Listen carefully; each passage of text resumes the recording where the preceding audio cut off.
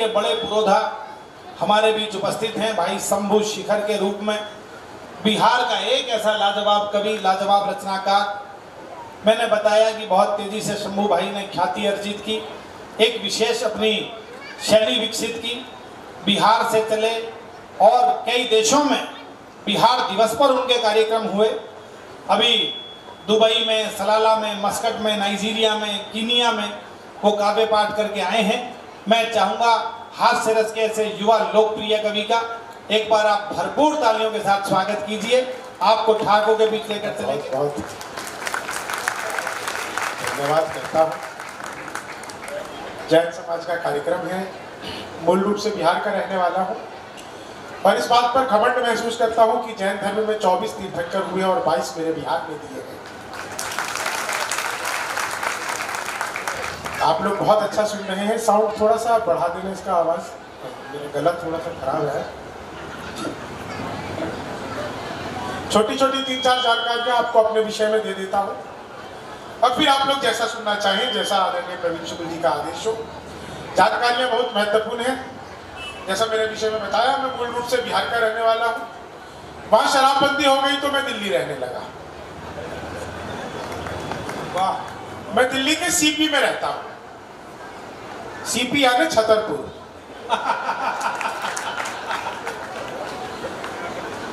मुझे प्रवीण जी बार बार कहते रहते हैं कि यार एक बात बताओ, ये सारे बिहारी दिल्ली क्यों आ जाते हैं? मैं इनको हमेशा कहता हूं प्रवीण जी, इसमें बिहारियों की कोई गलती नहीं है। सारा का सारा कसूर दिल्ली वालों का है। ये लोग बड़े बड़े पांडाल लगाते हैं, कीर्तन मंडली बुलवाते हैं, फिर भजन करवाते हैं। राधे राधे जपो चले आएंगे बिहारी, राधे राधे जपो चले आएंगे बिहारी। अब कलयुग में वो बिहारी तो आ नहीं सकते, हमें ट्रेनों में ठुस ठुस कर आना पड़ता है। माइक थोड़ा सा सीटी मार रहा है, इसको ठीक कर दो। पीछे से मेरे बाल देख रहा होगा स्पीकर। जी, आप लोग बहुत बेहतरीन सुन रहे हैं। भगवान महावीर स्वामी के चरणों में प्रणाम निवेदित करता हूँ। छोटी छोटी मैं आपको जानकारियां दे रहा था, तब तक ये माइक मेरे हिसाब का हो जाएगा। भाई साहब इसको आगे पीछे करने में लगे हुए हैं, इसको एकदम ठीक कर दीजिए। आजकल तो चुनाव का माहौल चल रहा है, जगह जगह वोटिंग चल रही है। तो मैं तो बिहार में वोट डाल के जैसे ही मैं बाहर आया तो कैमरे वाले पहुंच गए, बोले भाई साहब किसे दिया है? मैंने कहा यार मैंने तो ईवीएम को दिया है, अब ये उसकी मर्जी वो किसे दे दे। तो हमारा तो मामला ही अद्भुत है। मैं तो जैसे ही घर से बाहर निकला, थोड़ी दूर आगे बढ़ा कार्यक्रम में आने के लिए, तो रास्ते में बाबा रामदेव मिल गए। आटा बेच रहे थे। मैंने पूछा बाबा ये आटा कैसे दिए? बोले बेटा 1000 रुपए किलो। मैंने कहा बाबा कल तक तो 20 रुपए बेचते थे, ये 1000 रुपए क्यों है? बोले बेटा ये हेमा मालिनी के हाथों से कटे हुए गेहूं से बना हुआ प्रीमियम आटा है, जो भी खाए बसंती बन जाए। तो आजकल हर चीज ऐसे ही चल रही है। हमारा देश बहुत तरक्की कर रहा है। अभी आप लोगों ने देखा कि इसरो ने कितनी बड़ी सफलता हासिल की। इसरो अब बहुत कमाल की सफलता हासिल की, अंतरिक्ष में ही उपग्रह मार गिराया। मुझे बड़ी प्रसन्नता हुई क्योंकि इसरो से मेरा बचपन का नाता है। जब मैं पहली बार स्कूल गया तो हमारे अध्यापक मुझे देखते ही बोले लड़कियां इसरो में बैठेंगी, लड़के इसरो में बैठेंगे। तो लड़कों का मामला ही अद्भुत है। एक बार आप लोग जोरदार तालियां बजा दीजिए। जिस तरह से कवि सम्मेलन सुना जाता है उस मोड में आए नहीं, जोरदार नहीं है। मैं बिहारी हूं, मूर्ख नहीं, थोड़ा जोरदार बजाओ। बहुत शानदार सुन रहे हैं। बिहार का आदमी तो वैसे भी अद्भुत होता है सब। मैं तो सच बता रहा हूँ, कॉन्फिडेंस अद्भुत होता है। मैं तो इलेक्ट्रॉनिक शॉप पे गया, मैंने पूछा ये टीवी कितने का दे रहे हो? बोला जी हम बिहारियों को टीवी नहीं देते। मैंने कहा तुझे कैसे पता लगा? बोले निकल यहाँ से। अगले दिन मैं सूट बूट हैट नकली मूछे। मैंने कहा ये टीवी कितने का दे रहे हो? बोला तुझे कल भी मना किया था, हम बिहारियों को टीवी नहीं देते। अगले दिन मैं बुर्का उड़ के चला गया। मैंने कहा भाई ये टीवी कितने का दे रहे हो? बोला भाई साहब आपको 2 दिन से मना कर रहा, हम बिहारी को टीवी नहीं देते। मैंने कहा मत दे, लेकिन ये बता तुझे पता कैसे लगता मैं बिहारी हूँ? तो उसने जो बात बताई आप लोगों तक पहुंच जाए, तो आप लोगों की एक एक व्यक्ति की तालियां चाहता हूं। मैंने कहा मत दी, लेकिन ये बता तुझे पता कैसे लगता है मैं बिहारी हूं? बोला बेटा जिसे तू टीवी कह रहा है वो माइक्रोवेव है। ये जो माइक्रोवेव पर टीवी बताने का कॉन्फिडेंस बिहार लेके आया। दुनिया में सबसे ज्यादा ईमानदार नेता अगर कहीं के होते हैं तो हमारे बिहार के आदरणीय लालू प्रसाद यादव, जिस जेल का उद्घाटन किया खुद उसमें बंद है। ये होती है उद्घाटन की जिम्मेदारी। मैं तो आपको 4 लाइनें सुनाता हूं, आनंद लीजिएगा। दिल्ली में जितना हास्य है पूरी दुनिया में कहीं नहीं है, मैं आपको सच बता रहा हूं। वो पिछले दिनों एक लड़का दिल्ली विश्वविद्यालय में एडमिशन के लिए गया, फॉर्म भर के वापस आ रहा था, पीछे से क्लर्क दौड़ता हुआ आया। बोला बेटा ये क्या भरा आपने? गलत फॉर्म भर दिया, जहां पे नाम भरना था तुमने पता भर दिया। लड़के ने पूछा जी क्या गलती कर दी? बोले बता तो रहा हूं, जहां पे नाम भरना था तुमने पता भर दिया। क्या नाम है तुम्हारा? लड़का बोला जी विकास पुरी। वाह वाह, जैसे हो पुरी अमरीश पुरी ऐसे ही विकास पुरी। बोले अच्छा पिताजी का क्या नाम है? बोला जी जनकपुरी। बोले माता जी का क्या नाम है? बोला जी मायापुरी। घर में और भी कोई है? जी छोटा भाई चाणक्यपुरी। साथ में कोई आया है? बोला जी बड़ा भाई गोविंदपुरी। तो क्लर्क ने हाथ ही जोड़ लिए, बोले बेटा आपका एडमिशन तो जहांगीरपुरी में ही हो सकता है। तो दिल्ली तो अद्भुत है, जैन समाज का कार्यक्रम है। मैं तो सच बता रहा हूँ, जैनियों ने जो तरक्की की है सब। पिछले दिनों तो मारुति भी जैन हो गई थी, तो आप लोगों की तरक्की का कोई मुकाबला ही नहीं है। मैं तो पिछली दिवाली पे चला गया पटाखे लेने, तो मैंने देखा जैन पटाखे। मैंने कहा ये कमाल है, क्या खासियत है? बोले भाई साहब अहिंसक हैं। मैं 10,000 के लिए आया, एक भी नहीं फूटा। अहिंसक है तो जैनियों का साहब कोई मुकाबला नहीं है। आप लोगों की बड़ी खासियत है। आदरणीय तमाम दीपक भाई मिले, आप लोग बहुत अच्छे लोग हैं, बहुत बढ़िया आयोजन सम्मान करवाते हैं, कभी सम्मेलन करवाते हैं। पर जैन समाज की एक बड़ी जो मुझे कमजोरी लगती है कि आप लोग गुटखा बहुत खाते हैं। मुझे पक्का यकीन है कि किसी जैनी को अगर 1 महीने के लिए ताजमहल भेज दो तो लाल किला बना के वापस लौटेगा। ये उसकी बड़ी खासियत है। मैं 4 लाइनें सुनाता हूं। मुझे नहीं पता आप लोग किस पार्टी पक्ष के हैं। आप लोगों ने अक्सर लपेटे में नेताजी में प्रताप फौजदार जी के साथ में देखा होगा, और आप लोगों के बीच में मैं आता रहता हूं। जो कुछ भी समाज में देश में चल रहा होता है उसको लिखने का काम करते हैं हम कभी। मुझे नहीं पता आप लोग किस पार्टी से हैं, किस पक्ष से हैं। मुझे भी नहीं पता मैं खुद किस पार्टी पक्ष से हूं, क्योंकि जिस तरह से पब्लिक का मिजाज बदलता रहता है उस तरह से कवियों का मिजाज भी, उनकी कविताएं भी बदलती रहती है, क्योंकि आपके मन की बात ही कवि कहते हैं। इसलिए मैं कहना चाहता हूं कि जो कोई भी यहाँ पर कांग्रेस पार्टी से हो, थोड़ी देर के लिए अपनी पार्टी से इस्तीफा दे देना। कोई भाजपा का हो तो वो भी इस्तीफा दे देना। सिर्फ पब्लिक बन करके सुनना, आनंद आ जाएगा, क्योंकि मामला बहुत ही अद्भुत है। दुनिया में हर जगह हास्य व्यंग फैला हुआ है। आदरणीय शुक्ला जी पेशे से अध्यापक है, एक दिन मुझसे पूछने लगे कि यार एक बात बताओ, कोई ऐसा फॉर्मूला बता दो जिससे बच्चों को पहाड़े याद हो जाए। तो मैंने इन्हें कहा कि भाई साहब आप बच्चों से कहिए कि जा करके दुर्गा सप्तशती का पाठ करे, दुर्गा चालीसा का पाठ करे। 4 दिन बाद वापस कार्यक्रम में मिले, बोले यार एक भी बच्चे को याद नहीं हुए, दुर्गा चालीसा जरूर याद हो गई, पहाड़े किसी को याद नहीं हुए। लेकिन इसमें लॉजिक क्या था? मैंने कहा भाई साहब वो पहाड़ों वाली माता है ना, तो लॉजिक तो वही था। मैं 4 लाइनें सुनाता हूं, आप लोग आनंद लीजिए। आप लोग एक बार मन से बस जुड़ जाइएगा। बार बार कभी आपको आएंगे कहेंगे तालियां बजाइए, तालियां बजाइए। ऐसा नहीं है आप बहुत ताली बजा देंगे तो कविता बहुत बड़ी हो जाएगी, ताली नहीं बजाएंगे कविता छोटी रह जाएगी। आपकी तालियां कवियों के लिए बस वही काम करती है जो बाबा राम रहीम के लिए हनीप्रीत करती थी। इससे ज्यादा तालियों में कोई विशेष योगदान नहीं। मैं 4 लाइनें सुनिए आनंद। तुम तोड़ो वादा और हम निभाते रहेंगे, तुम तोड़ो वादा और हम निभाते रहेंगे, नाराजगी ऐसे भी हम जताते रहेंगे, नाराजगी ऐसे भी हम जताते रहेंगे। जब तक नहीं आते हैं 15 लाख खाते में, जब तक नहीं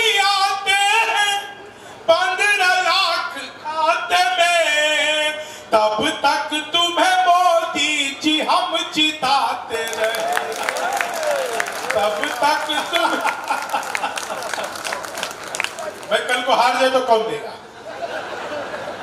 लेकिन 4 लाइनें बिल्कुल नई आप लोगों को सुनाता हूं। प्रताप जी बिल्कुल नई साहब, बिल्कुल ही नई, पहली बार ही पढ़ रहा हूं, आप ऐसा मानकर सुनिए, बिल्कुल सुना रहा हूं, आनंद लीजिए साहब। ये मेहनत का शौक देखो बेईमान खा गए, घर बैठे जिंदगी के ये मजे भी पा गए, घर बैठे जिंदगी के ये मजे भी पा गए।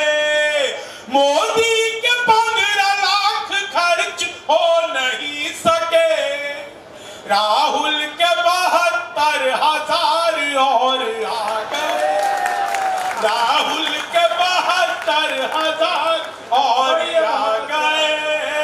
भगवान मेरा साथ आप ऐसे निभाना, किस्मत के खेल में मुझे ऐसे भी जिताना। राहुल की तरह चाहे बीत जाए जवानी, लेकिन बुढ़ापे में अनूप जलोटा बनाना, लेकिन बुढ़ापे में अनूप जलोटा बनाना।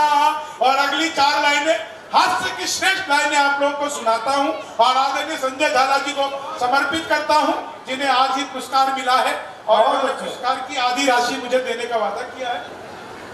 बहुत अच्छा सुनाता हूं। दरअसल इनको मिली नहीं है, उन्हें उगाई करनी है प्रवीण जी से, ऐसा बताया, तो मैं इनकी मदद करूंगा, इसलिए आधी मिली। 4 लाइनें सुनिए, आनंद लीजिए। पीछे बैठी हुई माताएं बहनें आपस में थोड़ा ज्यादा बात कर रही हैं, वो भी कवि सम्मेलन का आनंद लें। और तालियां जितनी आप लोग बजा रहे हैं, हो सकता है आप लोग बहुत अच्छा सुन रहे हो, क्योंकि हंस तो बहुत अच्छा रहे हो। हमारी आदत थोड़ी सी मेरी खराब हो गई है, ताली थोड़ी ज्यादा नहीं बजती तो मुझे आनंद नहीं आता। मैं तो एक बार प्रताप जी को ले गया पटना, 45 मिनट तक सुनाता रहा, किसी ने ताली नहीं बजाई। कोने में बैठे बाबा ने 45 मिनट बाद ताली बजाई, तो मैंने पूछा बाबा बात समझ आ गई? बोले बेटा मैं तो तंबाकू कूट रहा हूं, तू तो लगा रहे। तो ऐसा ना हो कि मैं लगा रहूं और आप तंबाकू कूटते रहे। आपका भी आनंद मुझ तक आना चाहिए। बहुत सारे लोग मोबाइल से मेरा वीडियो रिकॉर्ड कर रहे हैं, देखिए मेरा तो डिजिटल कैमरे से भी नेगेटिव आता है, इसका कोई फायदा नहीं होगा। 4 लाइनें सुनिए, बिल्कुल अलग तरह का भाई साहब, श्रेष्ठ हास्य। ख्वाबों में तेरे रंग कोई पिंक नहीं है, ख्वाबों में तेरे रंग कोई पिंक नहीं है, और पास तेरे अपनी कोई थिंक नहीं है, और पास तेरे अपनी कोई थिंक नहीं है। राहुल को लगी ठंड तो मोदी ने ये कहा, आधार से रजाई तेरी लिंक नहीं है, आधार से रजाई तेरी लिंक नहीं है। और यहां से बस थोड़ी ही दूर बाद उत्तर प्रदेश शुरू हो जाता है। एक तरह से हम लोग बॉर्डर के बिल्कुल ही पास में हैं, जहां से उत्तर प्रदेश शुरू हो जाता है। उत्तर प्रदेश की स्थिति आजकल पिछले दिनों से अद्भुत बनी हुई है। जब से योगी जी की सरकार आई है, तब से स्थिति ऐसी बदली है। उत्तर प्रदेश में आज से 3.5 साल पहले यह स्थिति थी कि कोई लड़की घर से बाहर निकले तो माँ बाप 3.5 घंटे बाद ही पूछते थे, बेटा कहाँ रह गई, कब लौटेगी। अब स्थिति बिल्कुल उल्टी है। अब कोई लड़का घर से बाहर निकले, माँ बाप हर 15-20 मिनट में पूछते रहते हैं, बेटा एंटी रोमियो स्क्वाड वालों ने पकड़ तो नहीं लिया। ये योगी जी ने एंटी रोमियो स्क्वाड लगा करके उत्तर प्रदेश में जो कमाल किया, 4 लाइनें सुनाता हूं, आनंद लीजिए। इस जुल्फों में उंगलियों को फिराने नहीं देते, जुल्फों में उंगलियों को फिराने नहीं देते, कलियों के पास भंवरे को जाने नहीं देते। इतनी सी शिकायत है हमें योगी आपसे, खुद से न पटी हमको पटाने। इतनी सी शिकायत है हमें योगी आपसे, खुद से न पटी हमको पटाने नहीं देते। बहुत अच्छे, बहुत अच्छे, बहुत और 4 लाइनें सुनिए। आप लोगों ने बार बार सुना होगा 56 इंच का सीना। बिल्कुल निष्पक्षता से बात रखता हूँ। 56 इंच का सीना आप लोगों ने सुना होगा भाई साहब, बिल्कुल आनंद लिए 56 इंच के सीने। बहुत अच्छा। कि चेहरे पे एक रुआब नया चढ़ ही जाता है, इतिहास में मुकाम नया कड़ ही जाता है। शादी के बाद बीवी अगर साथ ना रहे, सीने का नाप इंच इंच बढ़ ही जाता है, सीने का नाप इंच इंच बढ़ ही जाता है। चीनी को जमा करके फिर से गन्ना बना दूं। वाह वाह वाह। मैं तो अद्भुत ही कवि हूँ जी। क्लास में अध्यापक आए, बोले कौन बेवकूफ है, खड़ा हो जाए, तो मैं ही खड़ा हो गया। वाह। बोले तुम बेवकूफ हो। मैंने कहा नहीं सर, आप अकेले खड़े अच्छे नहीं लगते। चीनी को जमा करके फिर से गन्ना बना दूं। संस्कृत का अध्यापक आए, बोले तब सो माँ ज्योतिर्गमय, इसका हिंदी में अनुवाद करो। मैंने किया, माँ तू सो जा, मैं ज्योति के पास जा रहा हूँ। चीनी को जमा करके फिर से गन्ना। हिंदी के अध्यापक आ गए, बोले राहुल गांधी देश के प्रधानमंत्री बनेंगे, इसमें कौन सा अलंकार है? मैंने कहा जी असंभव अलंकार है। चीनी को जमा करके फिर से गन्ना। वो मोदी जी चले गए थे नासा, वैज्ञानिकों ने 2 मिसाइलें दे दी। मोदी जी ने पूछा मिसाइलों को मैं क्या करूंगा? वैज्ञानिक बोले सर आपको तो आदत है, फेंक देना। चीनी को जमा करके फिर से गन्ना। गणित का अध्यापक आ गए, बोले मैंने तुम्हारे पिताजी को 2000 रुपए 6% ब्याज पर 10 दिन के लिए दे, तो 10 दिन बाद कितना लौटाएंगे? मैंने कहा जी वो नहीं लौटाएंगे।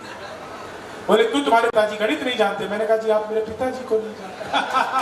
चीनी को जमा करके फिर से गन्ना बना दूं। मैं तो सच बता रहा हूं साहब। वो सामान्य ज्ञान के अध्यापक आ गए, बोले भारत में सबसे तेजी से फैलने वाली पार्टी कौन सी है? मैंने कहा जी किटी पार्टी। चीनी को जमा करके फिर से गन्ना। और महिलाएं तो जिस तरह से इस बात पर मुस्कुराई, सच बता रहा हूं साहब, बहुत दिनों बाद ऐसा कार्यक्रम देखा जिसमें महिलाएं इतना खुलकर हंस रही हैं। वाह। नहीं तो महिलाओं को इतना खुलकर हंसते देखे मुद्दत बीत गया। दरअसल इसमें इनकी कोई गलती नहीं होती, इन्हें ब्यूटिशियन समझा के भेजता है। बहन जी ज्यादा मुंह फाड़ के हंसोगी तो चेहरे के पीओपी की कोई गारंटी नहीं है। मैं तो सच बता रहा हूँ साहब, आप लोग तो क्या शानदार सुन रहे हैं। 4 लाइनें आपको सुनाता हूँ, अचानक से याद आ गई।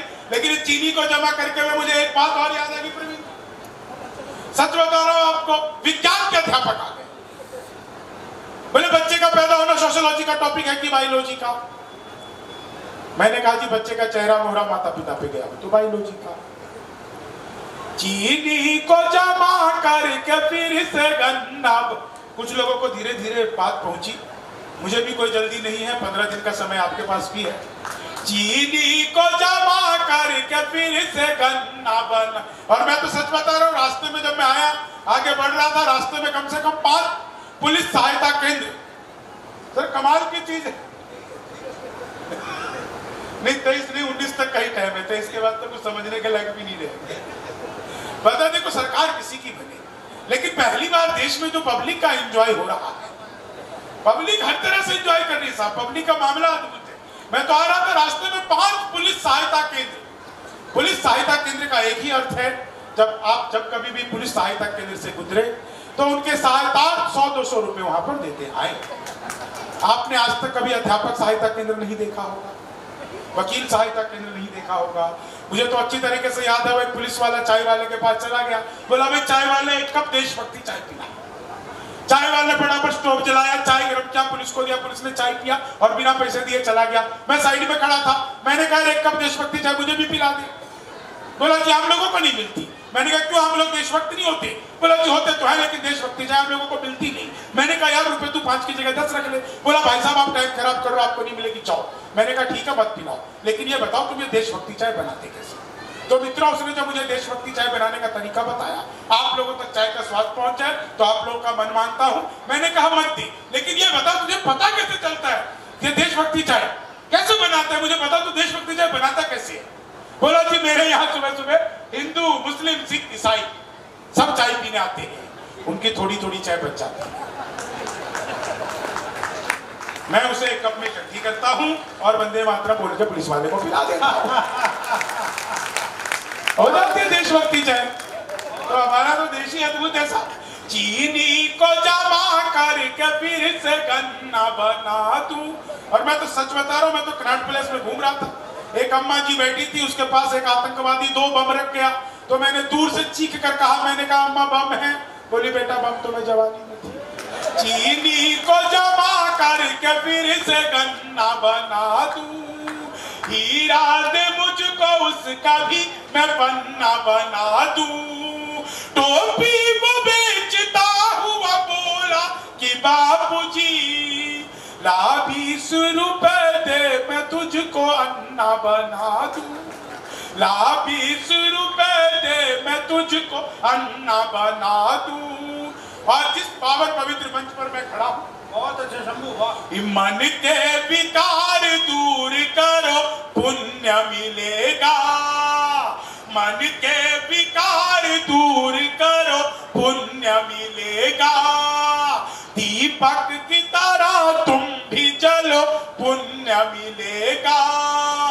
कलियुग के चक्रव्यूह में भी फंस के यदि तुम नवोकार मंत्र जाप करो पुण्य मिलेगा, नवोकार मंत्र जाप करो।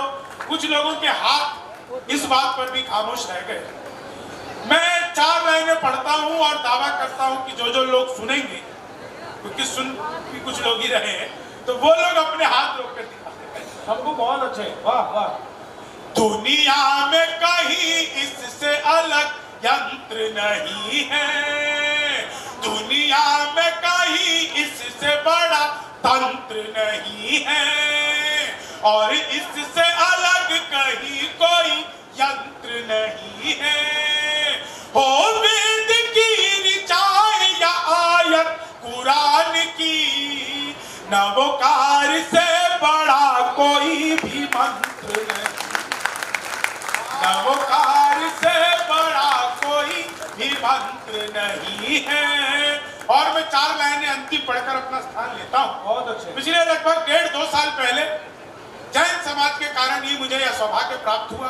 आप लोग जो इस तरह के कार्यक्रम कराते हैं, एक पंच कल्याणक में यह सौभाग्य प्राप्त हुआ कि आचार्य श्री विद्यासागर जी के चरणों में बैठकर कविताएं सुनाने का जो सौभाग्य है वह मिला। मैंने वहां पर 4 लाइनें लिखी। मैं जानता हूं अभी आचार्य जी विश्राम तो कभी करते नहीं हमारे संग, लेकिन कहीं ध्यान मग्न होंगे तो आप लोगों की भी तालियां उन तक पहुंचे। मैं 4 लाइनें सुनाता हूं, मैं उनके लिए 4 लाइनें पढ़ना चाहता हूं। और मुझे सच में नहीं पता आप लोग श्वेतांबर हैं, दिगंबर हैं, 13पंथी हैं, 20पंथी हैं, हम लोग इन चीजों को जानते नहीं। जैन समाज को तो मैं बस इसलिए जानता हूं कि वो शाकाहार का पालन करने वाला एक ऐसा समाज जो जीवों पर दया करता है, वो एक ऐसा समाज जो अहिंसा को बढ़ावा देता है, एक ऐसा समाज जो सच बोलने को अपना नैतिक कर्तव्य समझता है और एक एक जीव को निर्वाण तक कैसे पहुंचा सकते हैं। आप लोग एक ऐसे धर्म के लोग हैं जो व्यक्ति की नहीं गुणों की पूजा करते हैं। तो जैन समाज में जितने भी लोग हैं उन सबको मैं आचार्य विद्यासागर जी के चरणों में 4 लाइनें यहीं से पढ़ता हूं, आप लोग आनंद। हर जीव जिसके मन में ढूंढ लेता अपना घर, हर जीव जिनके मन में ढूंढ लेता अपना घर, दुनिया में किसी को नहीं लगता हो जिनसे डर, दुनिया में किसी को नहीं लगता हो जिनसे डर। धरती आकाश वायु अग्नि जल ये कह रहे, धरती आकाश वायु अग्नि जल ये कह रहे, तीर्थंकरों से कम नहीं है विद्या की सागर, तीर्थंकरों से कम नहीं। आभार।